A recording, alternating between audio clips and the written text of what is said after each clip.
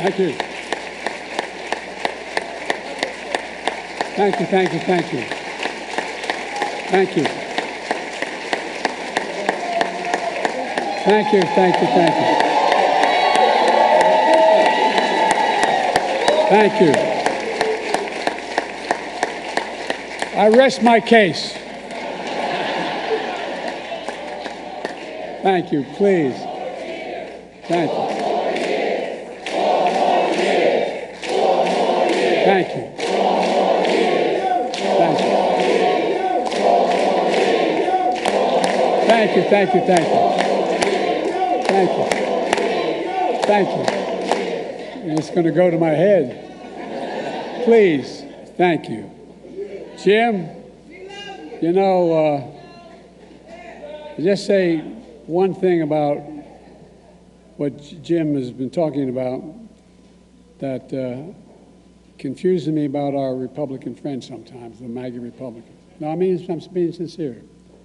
Every one of the things that Jim mentioned saves the American taxpayer billions of dollars.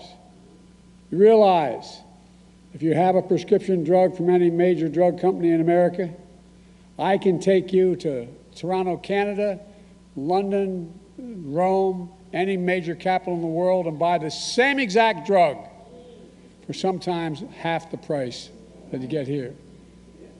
Look, folks, when the federal government through Medicare doesn't have to pay out as much money, it means taxpayers pay less money because you fund the federal government. You fund Medicare. Go down every one of these things. So they always confuse me. They talk about being rational. It's just about excess profit. But at any rate, I don't want to get off on that. I'll get carried away. I don't quite get these guys. Thank you, Jim, for your friendship and above all for your fellowship. And Bishop Green, thank you for those kind words. I mean that sincerely. And thank you, Reverend Manning, for the shepherd of this house to allow me to stand at this podium once again. And all the faithful of Mother Emanuel and distinguished guests. I was talking downstairs. I've spent more time in the Bethel AME Church in Wilmington, Delaware than I have than most people I know, black or white, have spent in that church. Because that's where I started. No, I'm serious. I started a civil rights movement. I used to go to 7:30 Mass, then I'd go to 10 o'clock service with the Reverend who was then running the church, is now the bishop. She's a bishop, and I'm told your bishop had been there before in South Africa. That's where he is right now. The point is that I've been blessed to worship here before as well. It's at moments of joy and great joy, and moments of great pain, moments of unbearable loss. On June 17, 2015, the beautiful souls, 5 survivors, invited a stranger into this church to pray with them. The word of God was pierced by bullets of hate, of rage, propelled by not just gunpowder, but by a poison that has for too long haunted this nation. And what is that poison? White supremacy. Oh, it is. It's a poison. Throughout our history, it's ripped this nation apart. It says no place in America. Not today, tomorrow, or ever. From that day, this nation saw this congregation, this community, demonstrate one of the greatest acts of strength I have ever seen. I mean it sincerely from the bottom of the act of forgiveness, the act of grace. It was as President Obama sang from here, Amazing Grace. You changed hearts. You did something that may not have happened but for your courage. You brought down the Confederate flag in South Carolina. You brought it down. No, you did. And you helped the nation heal.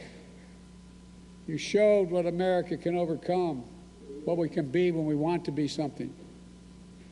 I'm deeply humbled to speak from this same pulpit my friend, and he was a friend, Reverend Pinckney, spoke from.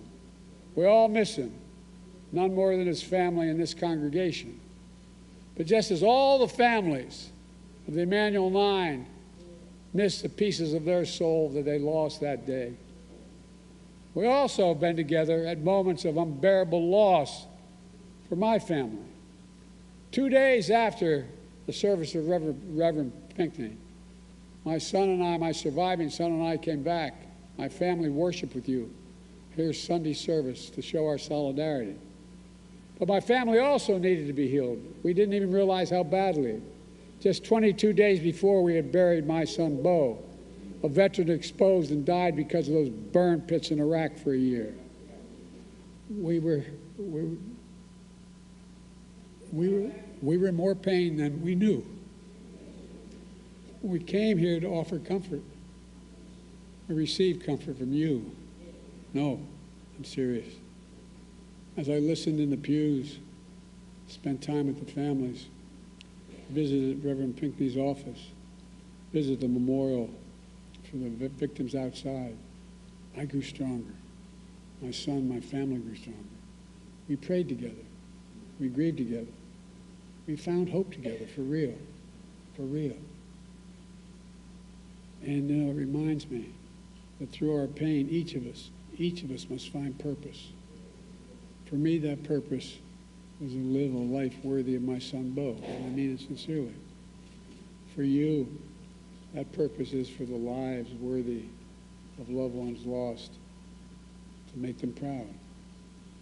So many of you were there for us during that loss, including my dear friend Jim and Emily Clyburn. Miss Emily, I miss. People of deep faith. Jim, a great public servant, the best friend you could ever have. Jim, I'm thinking of Emily today. We've talked about it downstairs a little bit. I know you do every single solitary day. She was special, and that bond you shared was something to behold. As many of you know, Jim is a teacher and a student of history. He knows the power of history. He knows the power of truth and the power of lies. He knows what happens when people are allowed to whitewash history, erase history, bury history. He knows what the Bible teaches. We shall know the truth, and the truth shall set us free. But the truth is under assault in America. As a consequence, so is our freedom, our democracy, our very country, because without the truth, there's no light. Without light, there's no path from this darkness. If you really care about the lives lost here, then you should honor the lives lost and call for a ceasefire in Palestine. Ceasefire now! Ceasefire now!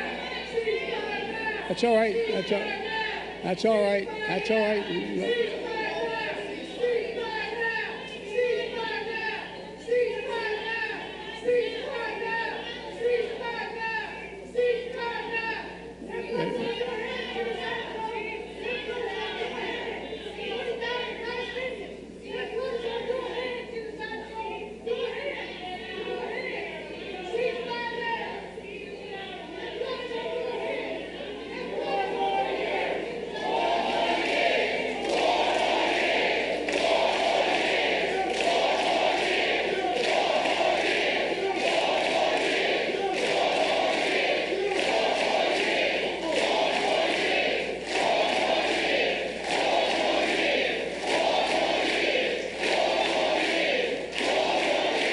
Thank you.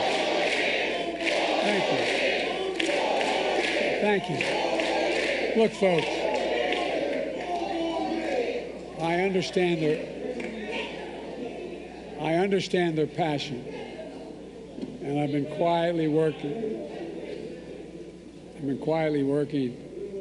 with the Israeli government to get them to reduce and significantly get out of Gaza.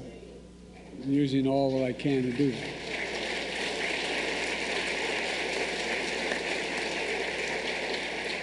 But I understand the passion. Look, folks, after the civil... Thank you. Thank you. They don't realize that. You're a good man. Well, thank you.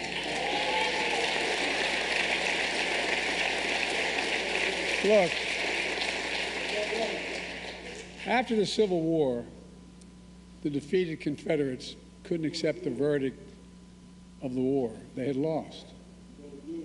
So they say they embraced what's known as the lost cause, a self-serving lie that the Civil War is not about slavery, but about states' rights. They've called that the noble cause. That was a lie that had, not just a lie, but it had terrible consequences. It brought on Jim Crow.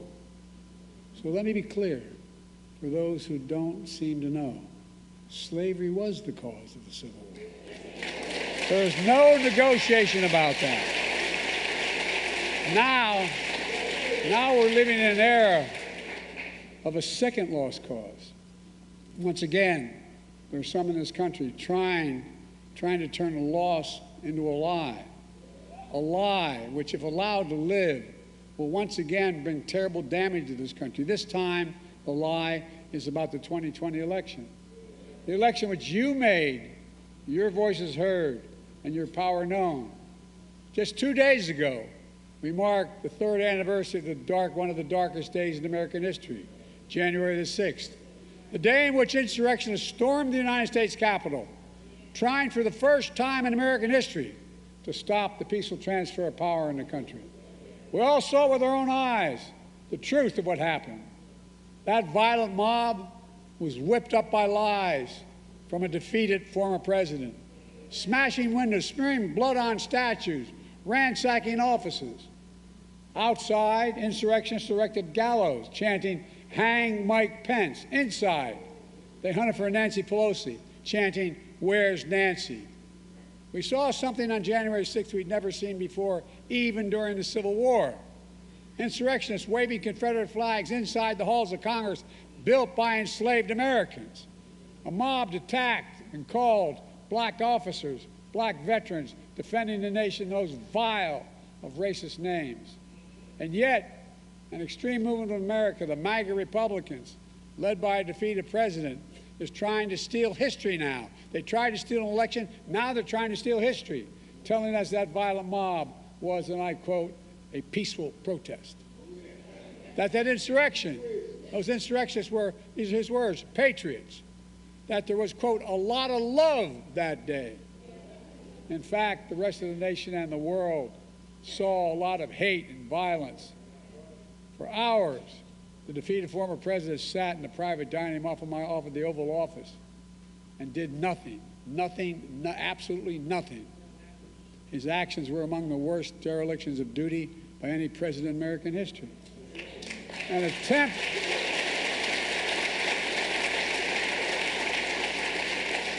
to overturn a free and fair election by force and violence. Let me say what others cannot. We must reject political violence in America.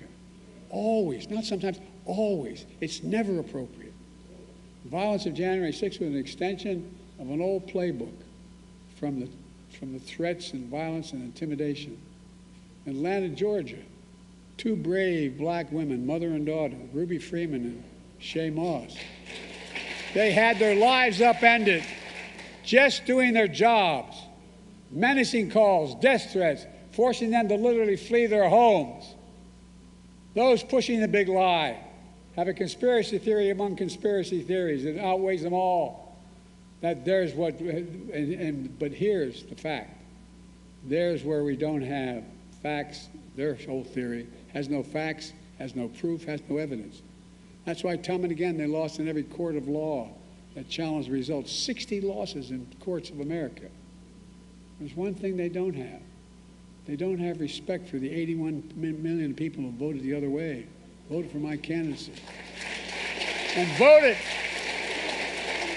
to end the presidency. In their world, these Americans, including you, don't count.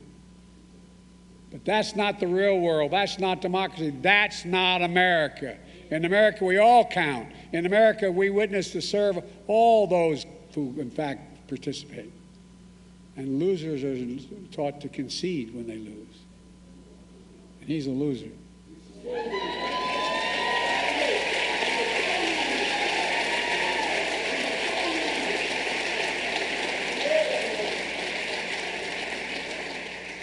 Then we all came together to put the country before ourselves.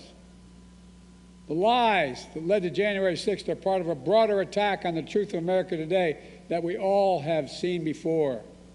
The same movement that throughout the mob of the United States Capitol isn't just trying to rewrite history, January 6th, they're trying to determine to erase history and your future. Banning books, denying your right to vote and have it counted, destroying diversity, equality, inclusion all across America, harboring hate and replacing hope with anger and resentment and dangerous view of America. That narrow view of America, a zero-sum view of America that says, if you win, I lose. If you succeed, it must be I failed. If you get ahead, I fall behind. And maybe worst of all, if I hold you down, I lift myself up. That's not new in America. Every stride forward has often been met with ferocious backlashes from those who fear the progress, from those who exploit that fear for their own personal gain, from those who traffic in lies told for profit and power. But here in Charleston, you know the power of truth. Less than a mile from here was once a port where almost half of all enslaved Africans were trafficked to North America and forced on our shores.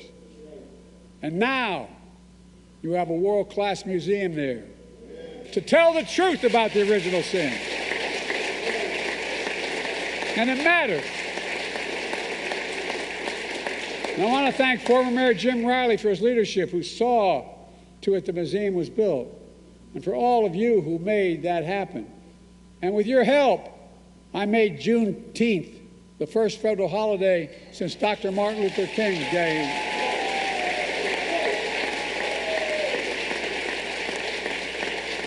This works. Why? Because the truth matters. The truth matters. With your help, we established a national monument in honor of Mamie and Emmett Till.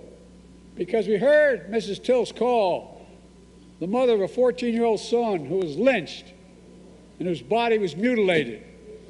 But the mother insisted on an open casket at his funeral because she said, "Let the world see what I saw." The truth matters. It always matters.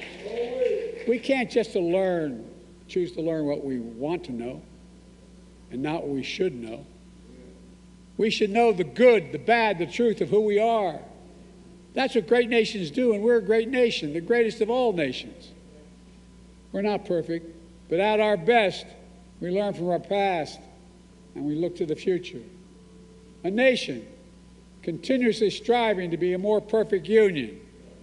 I'm here to speak to another truth. It's because of this congregation and the black community of South Carolina, and not an exaggeration, and Jim Clyburn, that I stand here today as your president, because of all of you. That's a fact. That's a fact.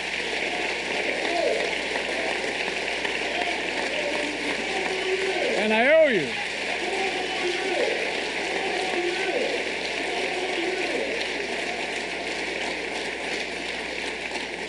And I've done my best to honor your trust. That means rejecting the small, narrow, cramped view of America, as well as lifting up a bigger and broader view of America that holds that if you do well, I do well. We all do well. We all do well if every race and background in small towns and big cities is doing better. When our freedoms are protected and we deny hate as a safe harbor where everyone has a fair shot at a life of dignity and opportunity, and where our democracy works for everybody. It benefits everybody. I don't get these guys. Everybody does better, even those folks who disagree with us. I'm keeping my commitment to you. That's the America we're building together. Instead of erasing history, we're making history. And it starts with the administration I committed to. I said my administration would look like America. and taps into our full talents and strengths as a nation, starting with our incredible Vice President, Kamala Harris. When we came to office, the country was in the depth of a pandemic, which we lost over 1,200,000 people. So we moved heaven and earth to get the country vaccinated, saving countless lives. When the economy on the brink, we sent $1,400 checks into the pockets of people who were hurting badly to keep them going. I said we'd invest in all of America, and we are. The results are clear. Over 14 million new jobs, record economic growth, the lowest inflation rate of any major economy in the world. But we have more to do. We see this progress for all Americans. We have the lowest black unemployment rate recorded in a long, long time. More black Americans have health insurance than ever, bringing peace of mind and dignity to their lives. I remember when I was a kid, we lived in a 3-bedroom house with 4 kids and a grandpa living with us. And my headboard in my room was up against a little split-level home.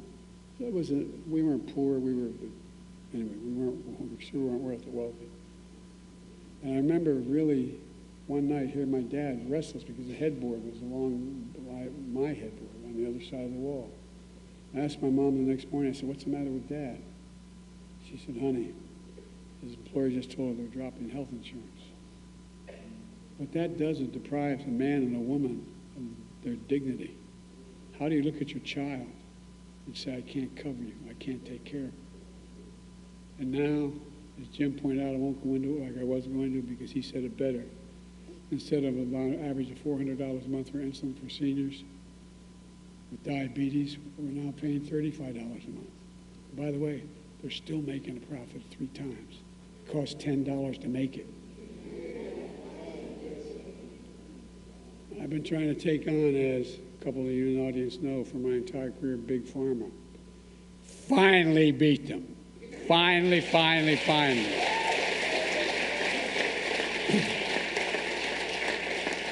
We're going to go back and make sure that Medicare can negotiate prices for everybody, not just for seniors. Again, it saves the American taxpayers billions of dollars, not having to pay pharma for these things. You know, we're growing back black wealth. Well, we have a lot more to do. The racial wealth gap is the smallest it's been in 20 years under my watch. More black small businesses starting up than in decades. And the ultimate act, and opening a new business, the ultimate act of hope. We're taking on housing discrimination in many ways. So a home owned by a black family on one side of a highway, built by the same builder on the other side of the highway, and a white guy living in it, the white guy's home is valued more than the black guy's. No, I know you know it. But guess what? That's how you build generational wealth when you build your home. Kamala and I are leading the charge, mainly Kamala, to protect the freedom to vote, and that be counted. Defending your freedom to choose. We're keeping our commitment of providing incredible opportunities, making historic investments in HBCUs, $7 billion. $7 billion.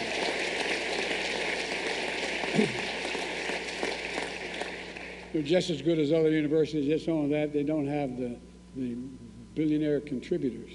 So they can't put the laboratories together to get the contracts to be the ones that design new aircraft carrier decks, being the ones that design what's changing. It's changing. Providing people a real shot by reducing the burden of student debt. Jim went into it. I won't go into it as I was going to. $132 billion, 3.6 million people. A significant percentage of those students are African American students. Despite our friends on the other side of the table, the Supreme Court did everything we can to stop me, replacing every lead pipe in America. Do you know how many? Not just some. Every single lead pipe in America is going to be taken out and replaced with the proper product. Why? Because in mostly poor neighborhoods, that's where those lead pipes are, and that's why kids end up with brain damage because of the lead. There's so much. I'm not going to go into it, but look, you can turn on a faucet for your child and doesn't get sick from drinking the water and coming into the home. Delivering high-speed internet that's affordable for everybody. so you don't have to sit in the McDonald's parking lot for your child to do their homework. Producing clean energy so you can finally breathe clean air without leaving home. Look, I understand it. When we moved from Scranton, I was raised in Claymont, Delaware. More major refineries than any place, including Houston, Texas, and just across the border in Chester. Not a joke. I grew up with asthma, most of us did, because of the prevailing winds. My mom would drive us to school in the morning as young grade school, turn on when there was a frost, turn on the windshield wiper, there'd be an oil slick on the way. Because guess what? It's all the fence line communities that get hurt. Not on my watch. It's changing. So we know there's more to do, making child care and elder care more affordable, which would save American taxpayers billions of dollars along the way. Early in my administration, we cut child poverty in half, black child poverty in half, by getting families checks every month through the child care tax credit. And the other side went ahead and blocked it. But we're going to get it back. This fight is over. We're going to come back. Because no child in America should ever go to bed hungry, period.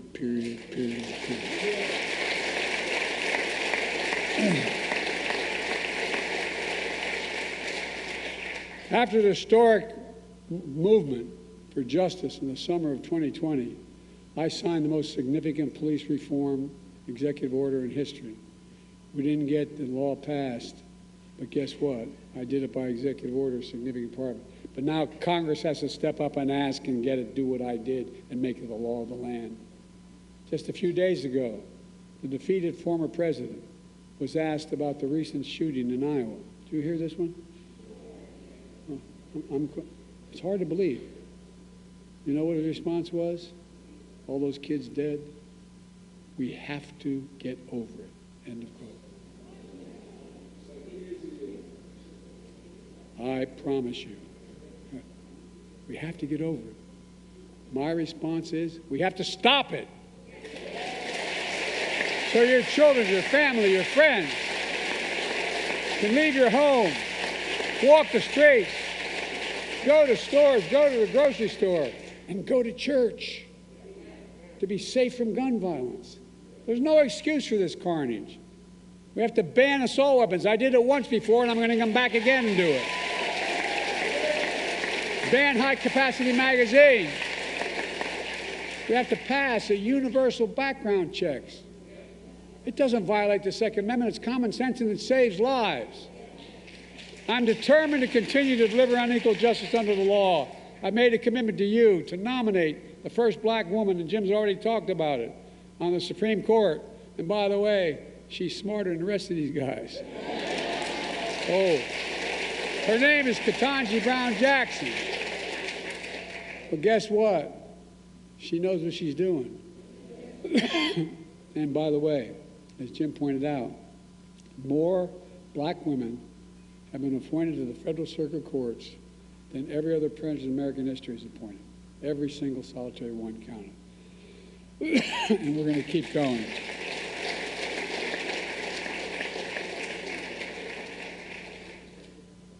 Look, I want to make it clear.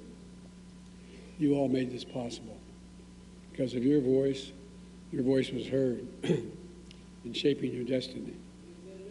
That's democracy. I'm proud to have led the effort to make sure your voice, the South Carolina voice, will always be heard, because now you're first in the primary.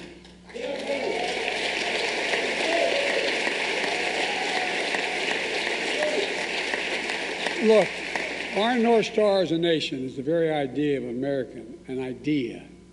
At once the most simple and most powerful idea in the history of the world. That's not hyperbole, it's fact. The idea is this: we're all created in the image of God equally. We deserve to be treated equally throughout our lives. It's a covenant we made with each other, a covenant we've never fully lived up to, but we never fully walked away from either. And faith and history teach us that however dark the night, joy cometh in the morning.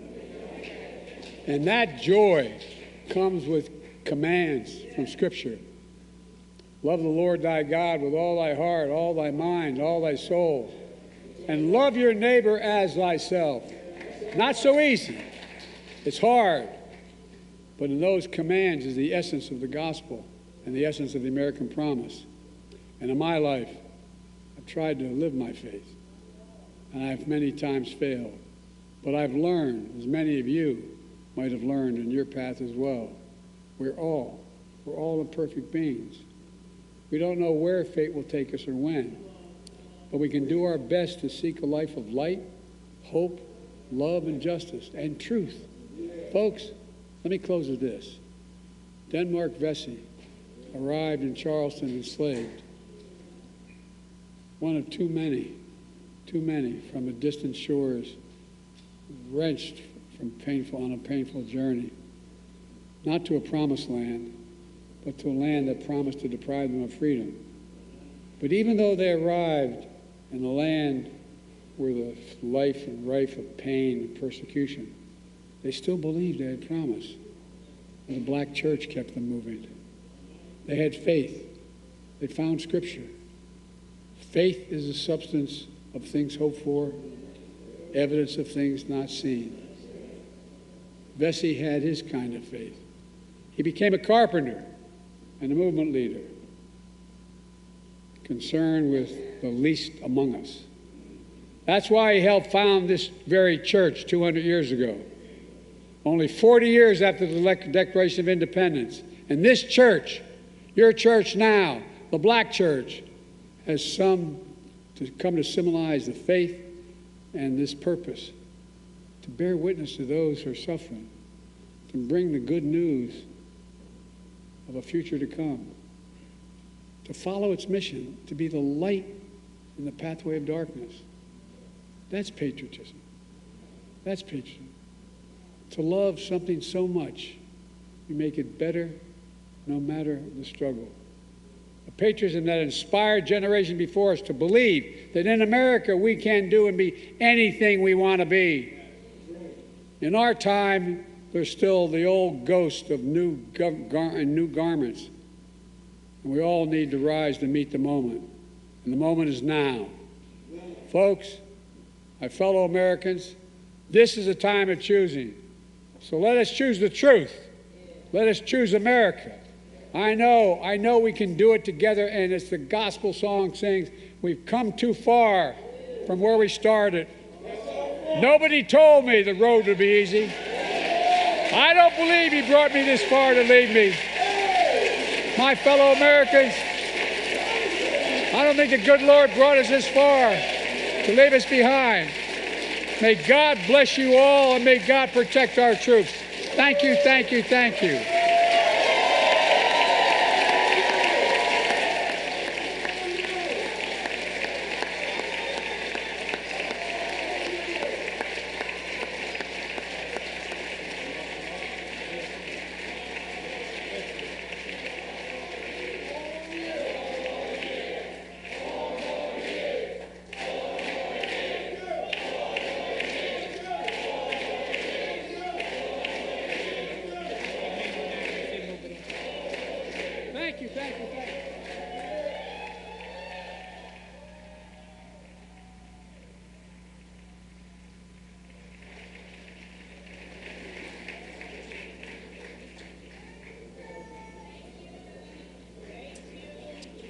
Please be seated so I can give parting directions and